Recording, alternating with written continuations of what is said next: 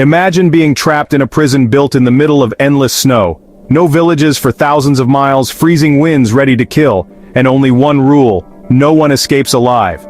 Could you survive such a nightmare? Today, we bring you the unbelievable true story of a man who dared to escape the impossible.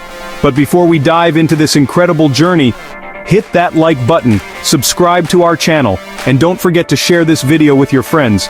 Your support helps us bring you more amazing true stories like this one. Let's start. The escape from Siberia. The story begins in a Siberian prison, where German soldiers stand in line under freezing winds. After World War II, the Russians had captured thousands of German soldiers and forced them to work endlessly in coal mines. Although the prison wasn't heavily guarded, escape seemed impossible. For hundreds of kilometers around, there was only endless snow, and the nearest human settlement lay nearly 14,000 kilometers away. To even think of escaping meant certain death in the merciless cold. But one man dared to dream. His name was Clemens Forell. Sentenced to 25 years, he refused to accept that his life would end here. One night, fate gave him a chance. Clemens sneaked onto a freight train and escaped. As he looked up at the stars in the open sky, joy overwhelmed him, but the moment was short-lived. The train was stopped, and a Russian soldier caught him at gunpoint. Dragged back, Clemens was locked in a dark cell for 2 days. When released, he faced furious prisoners armed with sticks. His failed escape had caused all of them to be punished. No food for 2 days. They beat him savagely, leaving him near death. The prison doctor, also a German prisoner, tended to him. Clemens whispered through his pain, "I want to escape again. Help me." The doctor, shocked at his determination, warned, "Escape means death, but staying here also means death. The coal mines poison us slowly. If you must, try again." The doctor gave him warm clothes, boots, supplies, and even a gun. He himself had once planned to flee, but a cancer diagnosis had ended that dream. Handing Clemens a small lunchbox, he said, "If you survive, give this to my family. Tell them I am gone." That night, Clemens escaped again, this time on foot. By morning, the warden discovered the attempt, but when he stormed into the doctor's room, the doctor had already taken his own life. The warden ordered soldiers to bring Clemens back alive, but days of searching gave no results. Everyone believed Clemens had frozen to death. Everyone except the warden. Meanwhile, Clemens trudged through storms. 9 days passed without rest. Starving and weak, he collapsed, only to awaken to the sight of a seal. With his last bullet, he managed to kill it, his first real meal in days. For 2 more months, he wandered through the icy wilderness, talking to himself to stay sane, watching his compass to avoid losing direction. At last, he saw a small tree. Overjoyed, he hugged it. The endless ice field was ending. A forest was near, but danger returned. A storm toppled a massive tree onto him, nearly killing him. By chance, 2 gold hunters found and saved him. Together, they built a raft to cross a river, but disaster struck. One man fell in, and Clemens risked his life to save him. The third man, consumed by greed, abandoned them with stolen gold. Soon, betrayal and rage followed. He was shot by his companion. Suspicion then turned on Clemens. The survivor attacked him, left him unconscious in the snow. As Clemens lay helpless, wolves closed in.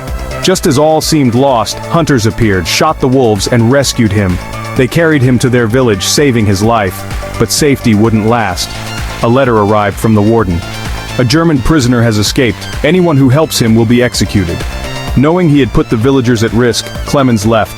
They gave him food, supplies, and a loyal dog, and once again his desperate journey continued.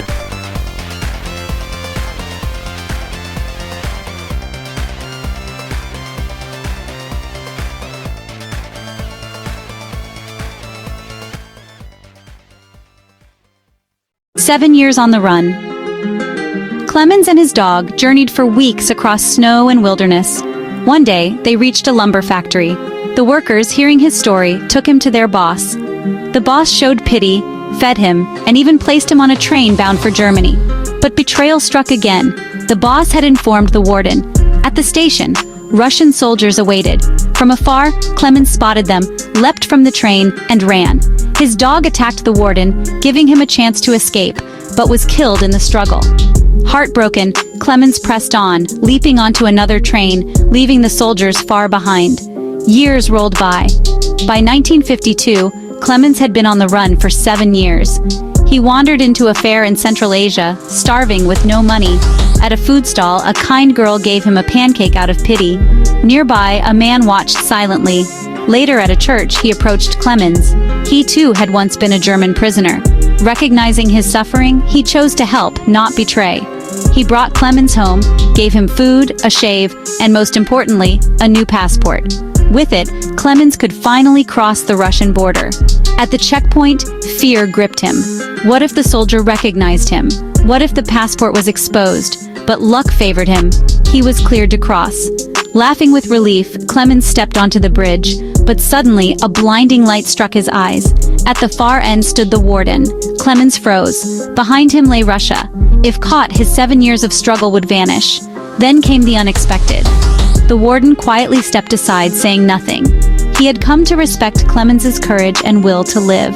Shaking, Clemens walked past him, crossed the border, and set foot on German soil. At last, he returned home. In the church, his daughter spotted him and ran into his arms. His wife wept as she embraced him. After years of suffering, betrayal, and survival, Clemens was finally reunited with his family. And so ended the true story of a man whose unbreakable spirit carried him through the impossible.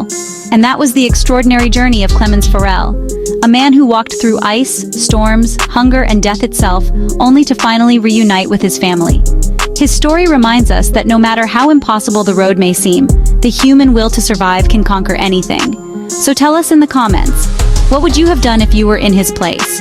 If you enjoyed this story, don't forget to hit the like button, subscribe to our channel for more true survival stories, and share this video with your friends.